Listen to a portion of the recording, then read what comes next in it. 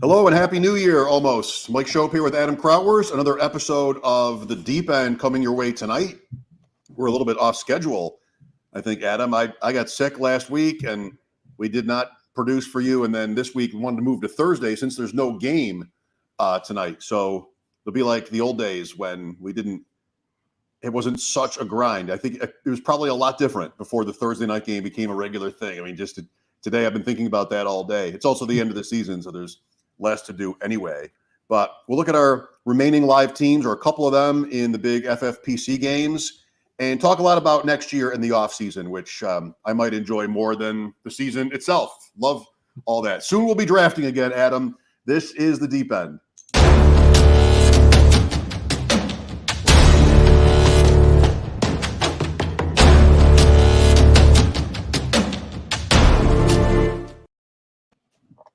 Speaking of that, so the Kentucky tournaments, that organization has drafts on the day before the Super Bowl. And I got to find out, you know those people better than I do. I got to find out if they invented that, because I have been doing a league here. This is years. It's always the day before the Super Bowl. We do a best ball draft, and it's hilarious because you've got rookies and no one knows where anybody's going. But these guys do that too, and for big money. So you got to go there, I think. I'm not sure about that, actually. Yeah, I think this might be their first year doing it. I don't know. I should probably ask Farrell before I put all that misinformation out there. But yeah, I really wanted to go. I'm still not a 0% chance, but I know I'm going to Florida at the end of January. And so, the travel is going to be hard and all that, but I would love to go. I hear it's going to be a phenomenal time. They draft on Super Bowl weekend, do a big Super Bowl party there. So I don't think you invented it, but hey, you can. No one's going to fight you on that. It's our 6th year, and no one has ever dropped out, which is kind of funny because what happened this year always happens, which is basically we get most of the way through the season and nobody remembers what the rules were. Like what were the payouts? Are we doing this year we did divisions, another year we did first half, second half to try to make it, more interesting or more equitable. And I don't know how good a job I'm doing at that, but people love the draft. I mean, the day before the Super Bowl, it's just such a wild, and as I think I probably told you about a year ago, I totally ripped off the Draft Sharks Invitational format because I was convinced like the Superflex tight end premium thing was great. So we have the exact same format as you. Listen, the biggest sign of respect, you know what I mean? Yes. And Yes. Hey, the good news about drafting in February for next season is you won't have to draft against Chad Schrader, right? Because he's not drafting until August. So you don't got to worry about that. Yeah. Well, we'll get back to that as we talk about next year, because I'm excited to sort of start over. I mean, this year's been really good to me, but I want to sort of start over and make better use of my time when it comes to fantasy, because we'll talk about it later. I feel like for as much time as I give it, there's a lot of that time spent that should be spent differently. I like it. Thank you. Anybody thinking ahead to next year, hang out with us for the next hour or so. Speaking of the Draft Sharks Invitational, so this has been quite the story. I mean, you are 1 week to go and you are still just like right there. Yeah, well, I've still just been hanging. I've been in second place, Mike, so we're going into week 17, the final week of the Draft Sharks Invitational. I've been in second probably 16. I think I fell to third 1 week when Elliot Christ went up to first place for a spell, for a cup of coffee. But at least he's a league winner, a league leader right now, which is $200. And at least he got to taste, better to have loved and lost than never to have loved at all. So he was in first. He did overtake Chad for a week. And yeah, it's been super frustrating. I mean, so I'm 12 points back. And for those of you who don't know, like this was kind of like my baby for Draft Sharks, is to come up with which I think is probably the toughest, single entry competition in the whole world. I mean, we handpicked who we think are some of, if not the best players in the world, a lot, which you'll see on this list here, and also who we think are the best analysts. Now, since coming up, there's been some people that have come to know that I think should definitely qualify for this. We might add another league next year We might add some different people. Biplat Mandel pops into my head. Like, he should definitely be in this competition. And to have this is our second year. Last year, I lost my first round pick, Saquon Barkley. This year, so this is the second year, and to be in second in a competition that I really made it say, hey, let's figure out who the best player in the world is. One entry, everybody goes against each other. Super flex. It's a really cool format. I've been in second all year, and nobody wants this more than I do. And it's been frustrating because Chad lost Derrick Henry weeks ago, and he's still been holding on to first place. So, man, if I can, and just the funny, the unluckiness of it, the fact that like I'm going to come in second I could come in second in the whole competition and have the guy who's in first be in my league. like I'm not even going to win my own league. And that's what makes it interesting too, Mike, is there's no overlapping of players between Chad and I because we're in the same league. Right. So every player's live, which is super interesting. Which is good for you. Just base level as the underdog or as the guy behind in that situation. Just the more opportunities for variance and to win. Look at you with the Proverbs tonight with better to have loved than lost, imitations the serious form of flattery. I mean, what a start.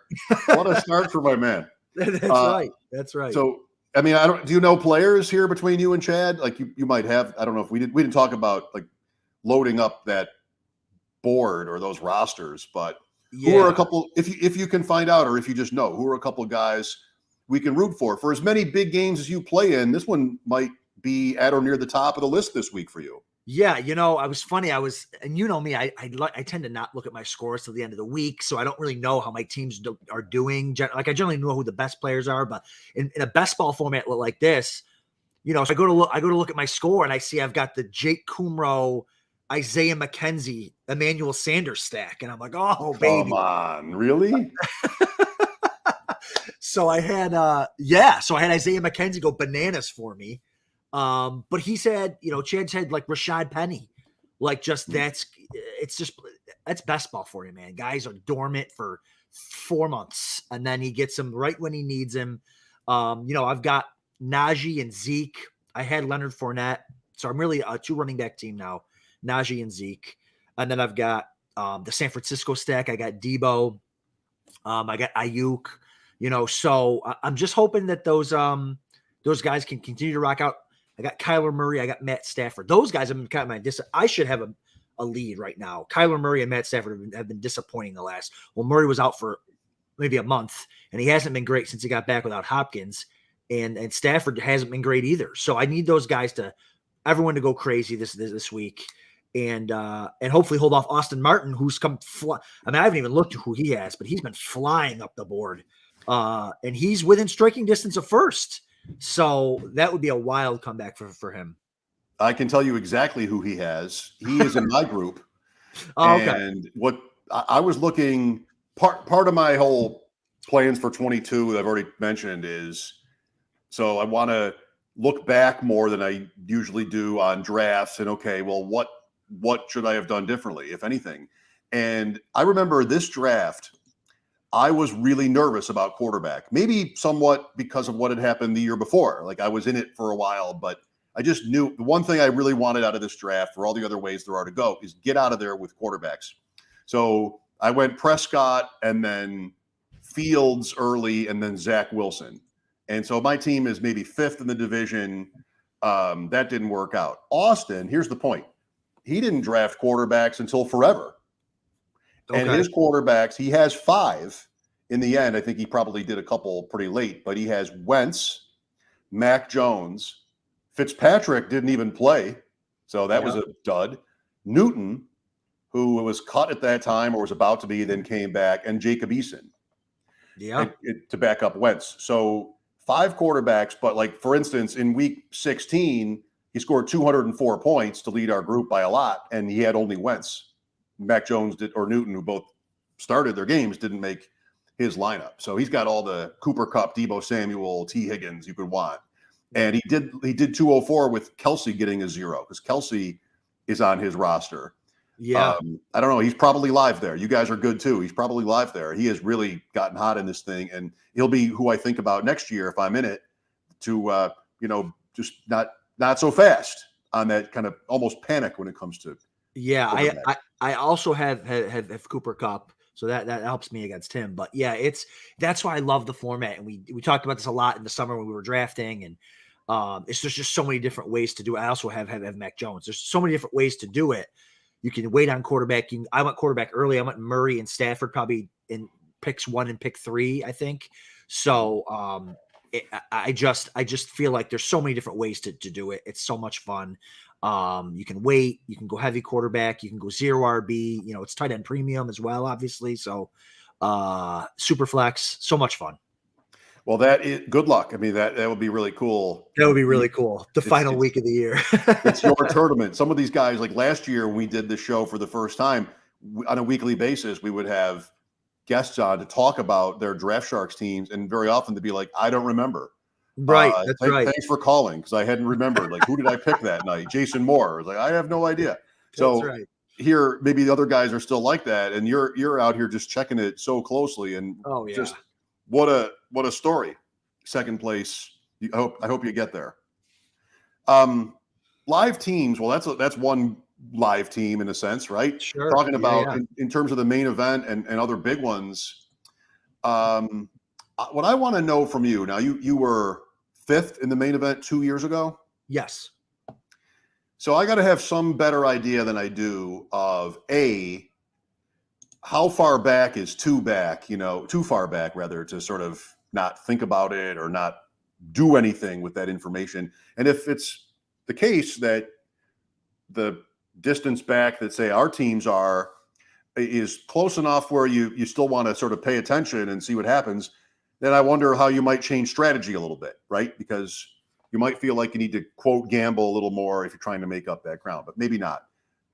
Let's look at maybe one of your teams or one of mine and see what those numbers sort of feel like to you in terms of what kind of a deficit you can make up at this stage to get into the money. Sure. All right, I'll pull up one of my football guys teams here, because that's probably the best shot that I have. Let me see. Let me share that. So here's one of my football guys teams, and we can go to the rankings too. So I think I rank like 75th. Let's see here. Yeah, I think I'm 70. No, that's it. Go to championship. There you go. Championship 75th. Yep. So, I don't have a shot at $500,000. Obviously, 556 is first place. You're at 492. Is it? What am I at? No, you're at 492. 492. Yeah. Okay. Yeah. So I'm 60 points out with 70 something teams in front of me. So I can definitely. So when I came in 5th going into the final week of the playoffs of the race, I was 29th. So it's interesting. I heard Chad Schrader say today that he thinks it's funny that people think they have a shot at really winning it. He's in 10th, I think, in a couple different tournaments, and he says he knows he has no shot at winning. And I just wanted to be like, he would know more than me, because he's won these and lost these and time and time again. But I went from 29th to 2nd on Sunday and then fell back to 5th on Monday Night Football. So you can absolutely now I don't know how far back I was going into the day. In fact, I was talking with, what a great story with the Bills. We had them on the podcast a couple weeks ago.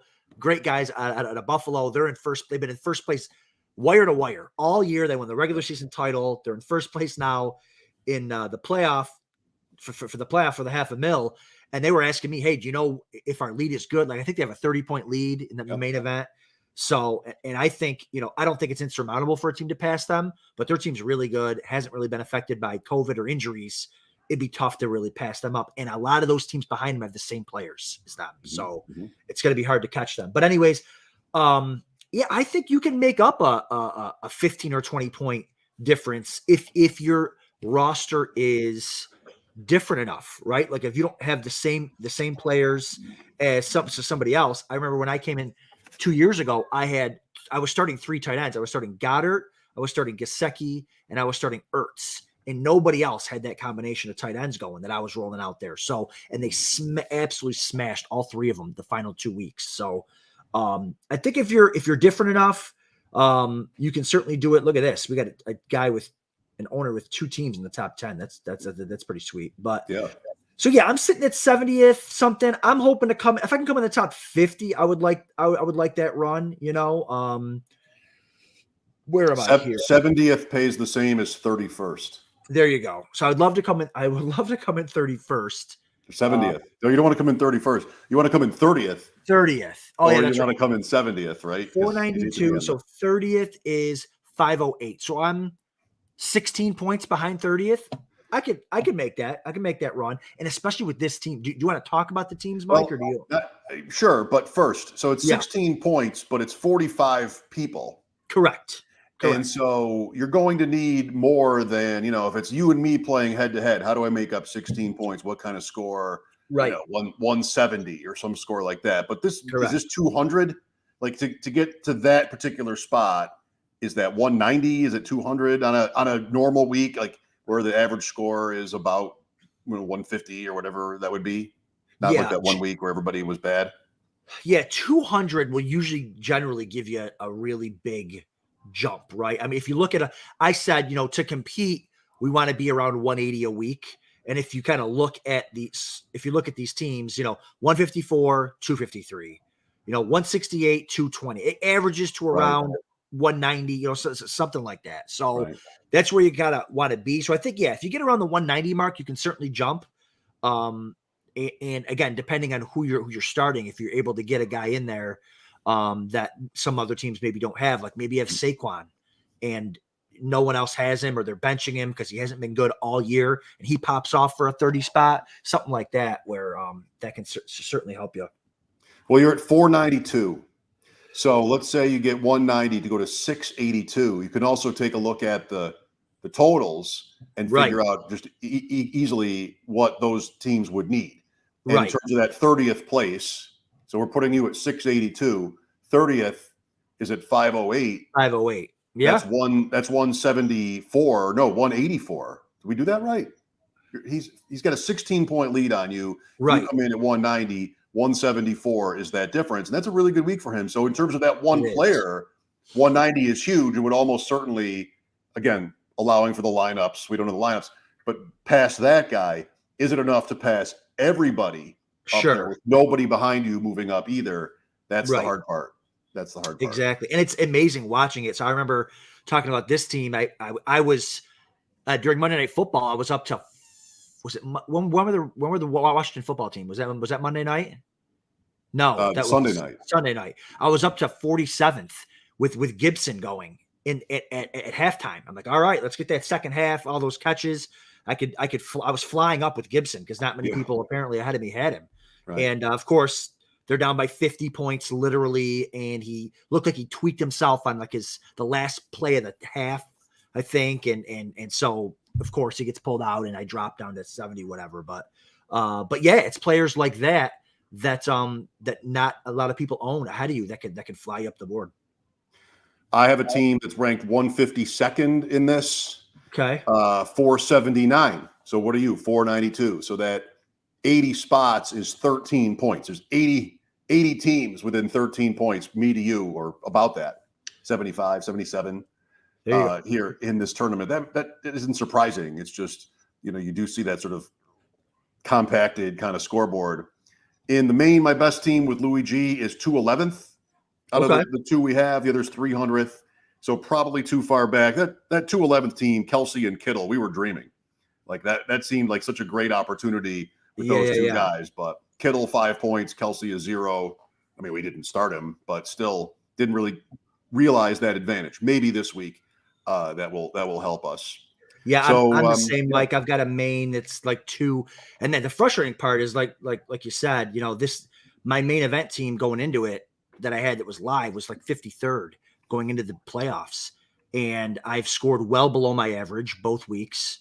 Actually, 1 week I scored well below, and the next week I was a little bit above, but that's just enough to drop you down and to have your team, succeed all year, do really, really well, and then make it to the championship round and I had Austin Eckler and I'm watching Justin Jackson score 33 fantasy points. I've got, it's just, Hawkinson down and just a plethora of other injuries that hit this team and COVID stuff, it was just bad timing. I have Jackson on one of our main event teams. That did work out very nicely. In fact, Ronald Jones is on the other one. Yeah, nice. Been fortunate with the handcuff choices.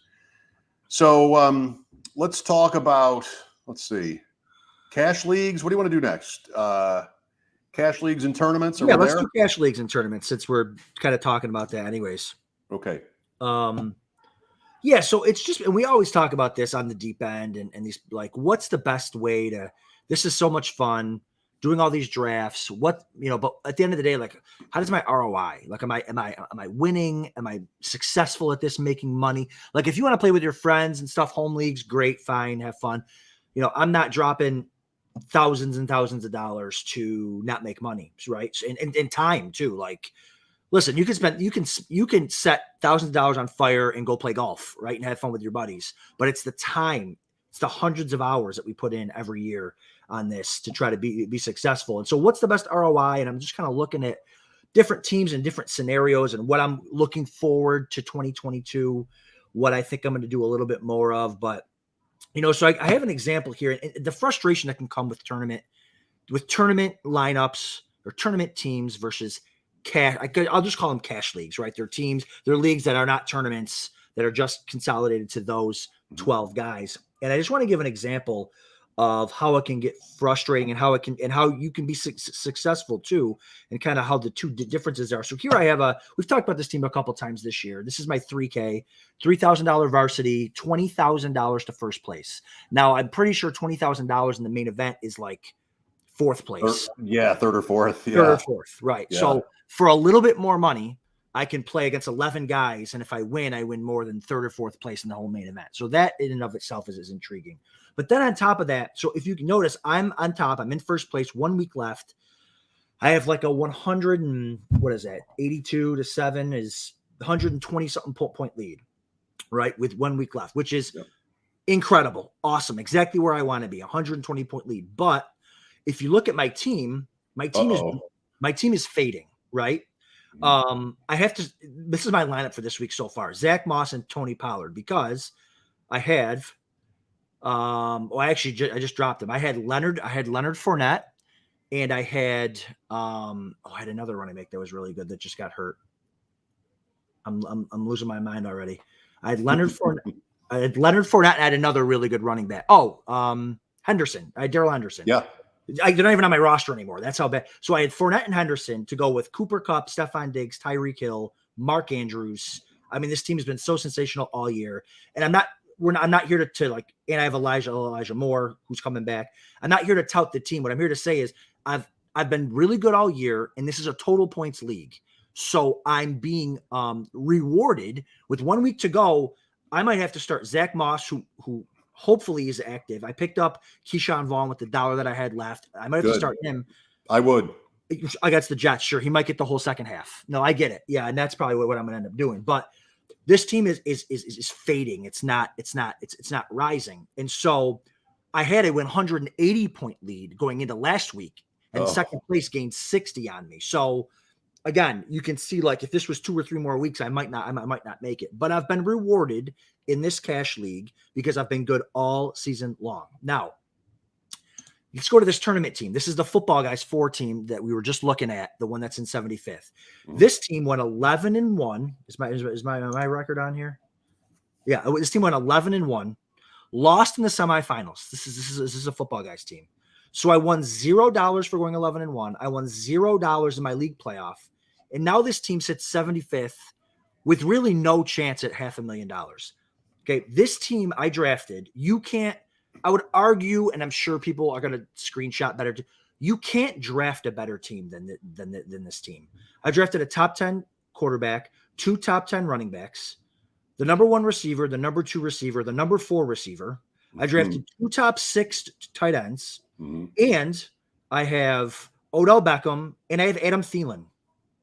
So to draft a team like that, make $0 in your league playoffs, and then just have COVID hit, see James Conner. I put them in the lineup just so people could see firsthand, like what it looks like. Connor didn't start last week for me and all that, but like Right. Gesicki wouldn't start. I would start, Thielen or something. But anyways, like you can't. It's very frustrating when you draft a team. You can't feasibly draft a better team than this. All these top 5 players, and to make maybe nothing. Maybe I make my money back.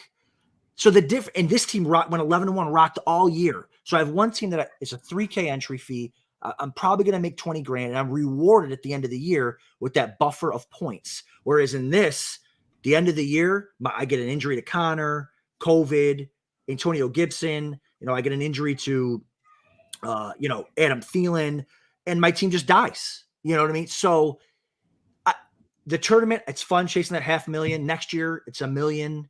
Not for the football guys, for the main event. I'm going to come back. I'm going to do it again, but I think I'm going to do a little bit more of these cash leagues. It's like cash game. It's like a poker. It's a cash game versus a tournament.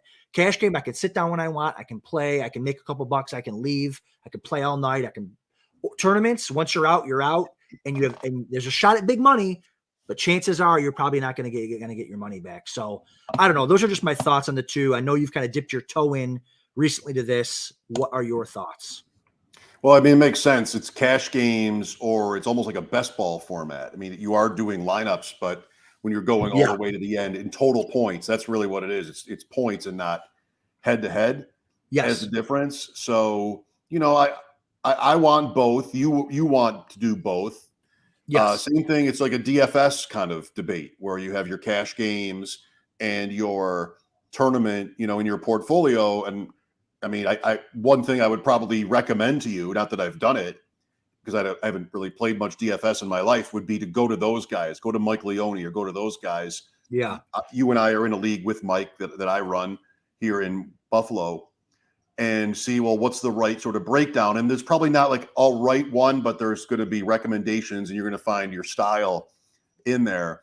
If you can do well enough in those cash leagues, points leagues, then you can afford to lose on some of those tournament teams, and you know what you're doing. So you're also going to have tournament teams that go 6-6 that make money because their timing is going to be the opposite, and it's going to work out. And I think you and I both have teams like that. Yes. So I have though been this year really curious about the return on investment point, and it does also, like DFS or a lot of things. You can really beat the game or go a distance in beating the game with the number of entries. I mean, if you're going to put in 50 or 80 teams, right, and you have that sort of that same edge over the regular player, then you should be able to almost dominate. And in terms of the main event, my partner Louis is a little bit more of a quote player than I am. Just like he's more experience, throws more money around than I do. All of that. I was really excited and I think much more focused on the regular season prizes. Yeah. Than the sprint. And all the time this year, as it got close to the playoffs and the sprint, all the time I was like, okay, is this how much we've won? And he's like, yes, but shut up. I mean, we're not focused on that. We want the $500,000. That's okay, right. $500,000. That's right. So it's part of what I think makes he and I a good team is he's thinking more about the tournament. We drafted that one better main event team, and other guys in that league, Guilds and those guys were like, yeah, you did really well here. And I know what Guilds was thinking about, which is the way Louis thinks, is it's more of a unique lineup, a unique build. Kelsey and Kittle was really that point. Yeah. And all along between you and me, I just wanted to win the regular season money because it's really good. I mean, you have to, like you said, you have to finish top 10 in the main event. Right. We took home 10,000 in those two leagues, just regular season and playoffs. And like, how well do you have to do in the main event to get there? Right. So, I mean, I think you definitely want to balance, but the key for me thinking about next year with all of this is I really want to know and have control over what my breakdown is. Yeah. And just like everything I want to be doing, I want to be doing it intentionally and not it's 11 o'clock at night. Everybody's in bed. Is there a draft? Because I know I love those moments. I am impulsive like that, and I don't want to cut them out, but I do want to sort of fold them in to my numbers and see, all right, well, I can't just do this only. I can't do this every time. Yeah. I mean, I never thought about $500,000. I mean, I never thought about that way at all. What I wanted to do this year, though, was come out ahead. Yep. And we did. Love it. So, yeah, I mean, like a lot of this stuff, I think it's really important to sort of know where you stand on that. You brought up a great discussion point here in this, and congrats on that 3K. Oh, thank you. Yeah. Really Hopefully great. we can hold him off, because his team, man, I mean, we don't have time to talk about it, but I remember saying 3 weeks ago, looking at second place's team, I would trade my team for second place's team. His team is fantastic.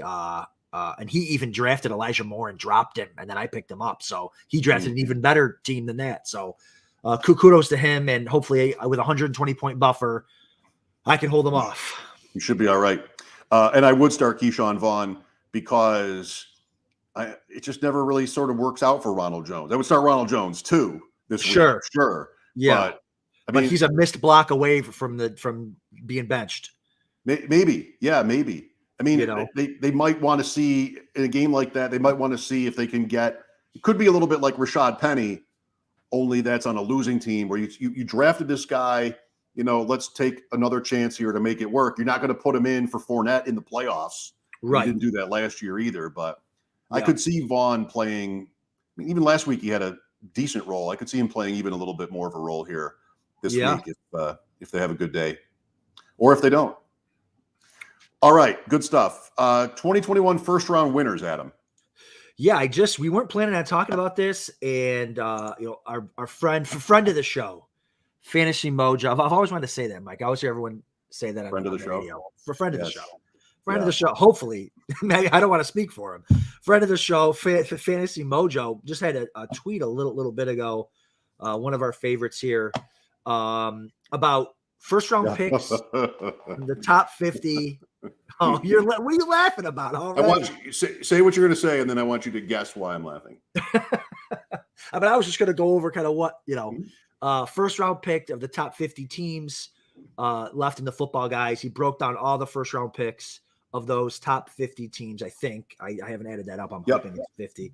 And just it's interesting to see the colors and where they are on the chart. And this always sticks in my mind of the way, because I know doing this with you for about 1.5 to 2 years now, and kind of learning the way that you think about stuff, and us talking about doing our pros versus Joes together, which we haven't talked about in a while because it faded. But Christian McCaffrey, and I'm like, Christian McCaffrey, you can't take it. You couldn't take anyone outside of one than Christian McCaffrey. Well, you can't take, Kelsey was up there, and I know we talked about that for a minute, and then and there he is, number one here for Football Guys, doubled, and 0 running backs in the top 3. I mean, but then what's interesting too is you've got Christian McCaffrey twice in there and Derrick Henry twice in there. And what I want to know, if maybe Mojo can let me know or let us know, is if the Christian McCaffrey 2 owners, if they also had him handcuffed with Chuba Hubbard or something along those lines, because I know we discussed that, like, hey, it's negative EV to handcuff your guys. And so it'd be super interesting. We have 2 running backs that one hasn't been around for 8 weeks. The other one didn't do much of anything this year in McCaffrey, and a bunch of other guys in the top 3. What do you think? Well, a couple things. One, the pros versus Joes point is why I was laughing, because I was game for Kelsey at 101. I thought the only conclusion really, because I didn't feel like drawing conclusions on players was really where I wanted to be, but I just know I wanted the tight end one way or another, one of those 5 or 6 guys, one way or another. I never ended up with Pitts, but I was happy to get Andrews in drafts. I was happy to get Hawkinson in drafts. And, Andrews is tight end 1. Hawkinson's been okay before he got hurt. So I think that could be true again next year. The order will be a little bit different. Darren Waller will be really interesting next year because he's probably still really good, but he got hurt, and there could be changes with that team, or there should be. And that'll be fun to talk about next year. Another thing is, I don't know really exactly what to say about it, but 3 or 4 of those running backs would have been picked in the second round at times. Like Taylor. Sure. that my good main event team with Louis, our first two picks were Elliott and Taylor. Yeah. Eckler was going in the second round sometimes. Aaron Jones, speaking of pros versus Joes, we picked him at 212. Yeah. Yes. Or 3-1, whatever. Like that was Aaron Jones. So yes. some of the, not obviously the others, but some of those teams would have, like, there's somebody's first pick could have been Tyreek Hill. Maybe their second pick was Jonathan Taylor or Eckler, maybe. Yeah. But it is interesting, like the big score with Kelsey there. 15 of the 50 teams, top 50 teams in football, guys, have Kelsey. And I think Darren points out in that tweet, which is, it's like surprising considering that Kelsey didn't even play last week, and they were still able to hold that relative advantage. Yeah, I'm wondering if it was, maybe they had Ertz or something. Is it because Ertz had a pretty good week? A couple tight ends had a pretty good week. Maybe it was 2 weeks ago though that everyone went crazy about all the tight ends. Knox last week. Yeah, I mean, yeah, he scored. There's been a lot of good kind of mid-round tight ends to pick up, and yeah, this is just, you can make points for zero RB here. You can make points for, heavy RB because look, there's two injured running backs on here that are. And Kamara was out too. Like all these guys, I don't know. I don't want to get too deep into 2022 strategy, but I don't know. The more I look at stuff, I don't even want to look at a running back. No, right. Teams could have picked Hubbard. I mean, it's a cut league. These could be Elijah Mitchell teams, although he hasn't played either. There's any number of things. It could have happened through waivers to these rosters. Yeah. Yeah, there's a lot to talk about. That's interesting. Yeah, a lot to unpack there. Right. Plans for next year. So we've sort of hit on a few of these things already, like through the course of the conversation. By the way, for anybody watching this show, I would like to know what you want our plans to be for next year, because we have definitely focused on high stakes and FFPC, but in a couple of weeks or 1 week, with the exception of the playoff challenge, that'll be over for months. And you and I will figure out a schedule. But like for me as a fantasy player, it turns into dynasty season where you start to look at the rookies and, figure out what kind of trades, maybe just sort of keep the fire hot, things like that. So there'll be that. There's that part of fantasy that's interesting. And then the best ball universe kicks in pretty early, and I predict that'll even be more popular. And that was the rage this year with Underdog, and I mean these great tournaments. We know a few guys, Billy Muzio and Todd from PA, in that finals of the $100,000 for first place in the FFPC best ball. 100,000, yeah, yep. So I mean, I think, yeah, I think with as exciting as all of this is, and as hot as we all are for it, I could see best ball there even be more room to grow next year. So that's just with the show in mind, like sort of suggestions for us or what have you. I've said a little bit already, like I want to be more focused, and I want to spend. So what I have been doing, I've been playing for like 5 years, like kind of seriously. This year's my first year in the main event, and so if I have a morning free, say, what I end up doing if I have like 3 or 4 hours, what I end up doing with so much of that time, which somehow like some part of my brain likes this, but it's totally a waste of time, is checking on, my favorite websites, checking on Draft Sharks, whatever, going through and, oh, look, this player was ranked 10th. Now they are ranked 8th. Ooh. And then I will sit down and go through all my leagues and everything and rearrange or update, and then like, okay, what can I do? Is this trade now a good trade and it was a bad? And really, the range is the point. I mean, it's not so much 15-point value versus 14 or 8th versus 10th or anything like that. And so I think I like it, and sort of I allow myself to do it. But really, if I'm going to spend that kind of time and this kind of money, there's a way better use of time than that, and just sort of moving guys one slot up or down in rankings and sort of looking at it's more time trying to figure out, Adam, what teams really are going to do. I mean, that is the most prized information in fantasy football, is what is Kansas City going to Uh, do with this player? You know, what's the draft capital? Whose guy is this? Is this the coach's guy? Is this the GM's guy? And that I'm looking forward to. I take on that challenge. The idea that you're not going to know, probably they're not going to tell you, but there's got to be a better job than I do at, you know, what is this team going to do on Sunday? And I mean, I'm 50 years old. I've spent 25 years and counting in sports radio, and we talk about the Bills. And when it comes to the Bills, we're listening to every press conference. Yep. We're airing every press conference. Yes. Yep. I go to the luncheon where they talk about guys in the draft that they'll never end up picking. And if you could keep all that information and study it, I think there have to be clues. 100%. Yeah, you're absolutely right. The most prized information in fantasy football is what are the coaches going to do? What are for dynasty? What are the GMs going to do? And you know, it's rational coaching. It's irrational coaching. It's absolutely. And when I kind of turned the corner in being more successful than not in fantasy football, is focusing and figuring out it's not about, you know, what the coaches should do. I spent my whole youth playing fantasy football. They're going to do this because they have to, because this guy, they don't have to do anything. Okay. They're going to do what they're going to do. It's figuring out what they're going to do. And I think once you realize that should be your focus, figuring out what they're going to do and not what they should do, then that helps you in and of itself be so much more successful. Because again, there's a lot of stuff that we, you know, and I'm at the front of the train, right? The rational coaching. I can't believe they're not doing this. Can't believe they're not doing that. But at the end of the day, we don't know what goes on behind closed doors. We don't know, can this player even pick up an offense?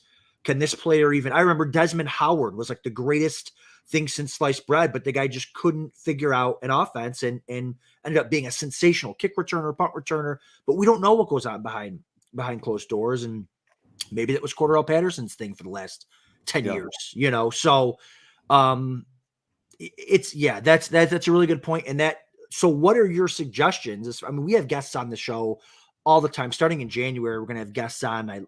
We had a ton of great guests on last year. We'll probably have some of them back. How would you go about trying to figure that out? What coach, because now you got to parse through coach speak. You got to parse through GM speak.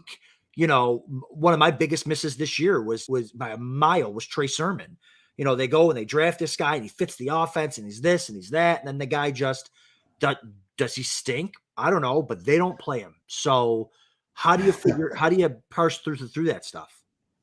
Well, I'm obviously you can't always know what in the case of Trey Sermon, what was probably right. Like they did give off, and so did through like sort of the beat reporting.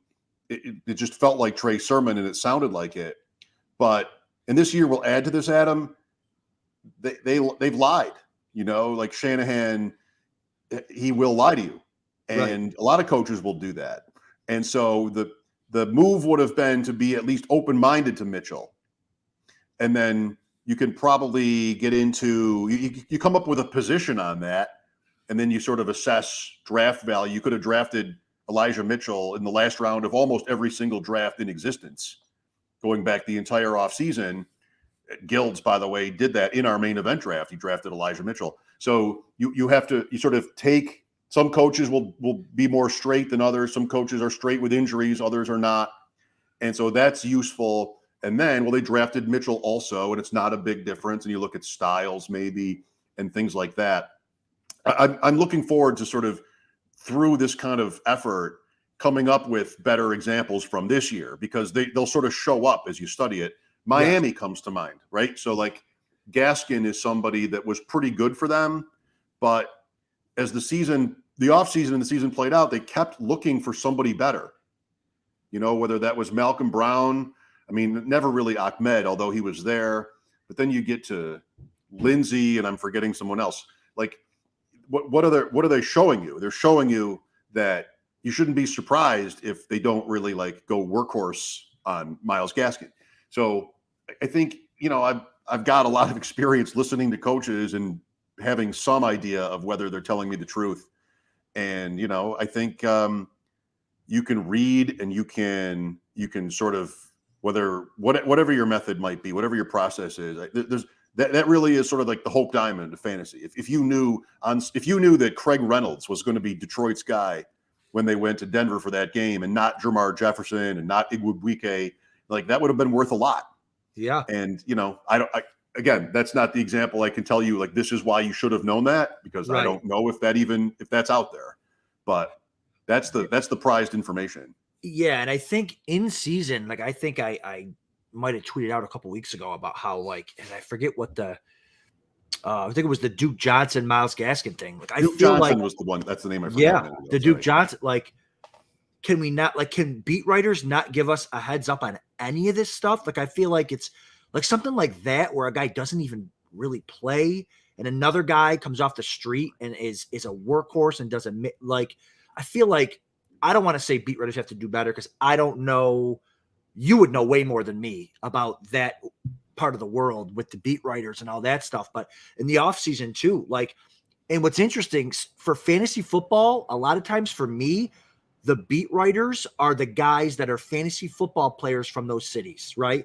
So, like, we might be beat writers for the Bills, for other people. Brian Drake, host of fantasy, he's a Philly guy. He's always talking Philly Eagles. He's locked in. Musio is a 49ers guy. He'll tell you he was all over Elijah Mitchell all off season. Like, man, I wish I would have listened to him a little bit closer about that situation. And he drafted him. And he's been great. So a lot of times you get these fantasy guys who are also big time fans of their local or of the team that they're a fan of. And they're studying all the beat writers and all the information. And then they're spitting out on their podcasts or in their articles. And that can be very helpful too. So, I need to put together a list of all the content creators and their favorite teams so that I know who to lock into. And listen, it's not 100%, right? I mean, we'll be wrong about Bills players too. And so, but at least it's more info. It's beat writer info with a fantasy spin on it. But in season, I would like the beat writers to just be a little bit better with some of these situations where guys that were starting in fantasy don't even play. Like, where does this stuff come from? Well, those fantasy players you named, they're vested. So they're really going to need to be right. They're going to put their money where they're talking. And whereas, like, the beat writer who isn't a fantasy player isn't necessarily doing that. I think, try to be fair to that community. There are a lot of challenges. Teams will do anything to keep you from the truth. They will just do anything. When I started, they didn't close practices after 15 minutes. So you had to guess, well, I saw this player at practice, but I don't know. We got kicked out for the rest of practice. Like, it didn't used to be like that. You could always go to practice. And plenty of beat writers, as we're calling them, work for the teams or work for the teams too, either on the broadcasts or on the website, and you have certain big companies, like in my case, our radio company, carries the Bills and the Sabres. So there would be times where we might have access, but it wouldn't be expected of us to share it. Like, I don't mean me so much, because that doesn't really very often happen for me, but those kind of situations make sense and they happen.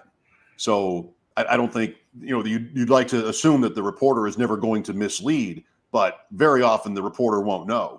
Because that is paramount, as you know. I mean, that is paramount for the teams and for coaches. Even if most of the time we think it's ridiculous, who cares if Chicago knew Mike Glennon or Jake Fromm? What's the earthly difference in preparation for that game, Mike Glennon or Jake Fromm? Who cares if PJ Walker is going to play for Carolina? Right. But Right. Coaches guard that stuff, and they throw off the scent. They want to make sure that they don't give anything away as ridiculous, however ridiculous it is. So that's really the challenge, though. And I know I don't make any of this effort before. I mean, I don't listen to press conferences out of Green Bay or Denver, but some of those guys are not that polished either. I mean, some coaches are not as smooth at sort of protecting, not giving away that they're lying or trying to sort of get through a question without telling you what they know. Anyway, next year, it's something that I plan to do more of. The technology we have now, I mean, isn't it it's really not that long ago that it would have been insane to think you and I could just look up Sean McVay's press conferences and listen to every word and watch him and sort of try to figure out whether he's telling you the truth, that kind of thing, and read articles from all the teams like we can. But it's nothing to do that. Being in Buffalo, you have the Bills, but all the other teams are just as close when it comes to that sort of information. You can go right now and watch or listen to or read to any of it, right? So anyway, I'm up for that. I think there are ways to be better at this, and it starts with sort of recognizing where you're less strong or where you've gone wrong. And I've just spent way too much time relying on projections and assuming that that's a big group of people that know at least as much as I do, working together to spit out, pick this player or start this player.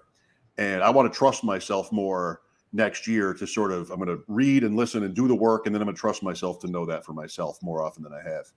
It's called instincts, Mike. Instincts. Baby. Okay.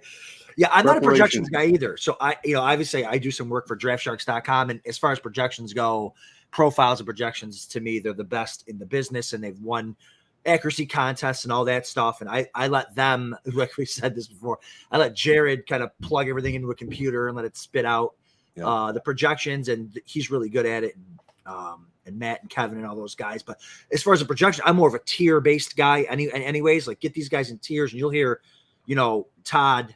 I don't think he's Todd from PA anymore. I think he's like Todd NFL Best Ball or something. I should probably know that off the top of my head. But He was on the show. He was on Draft Sharks a couple weeks ago. The podcast with us. Todd's great.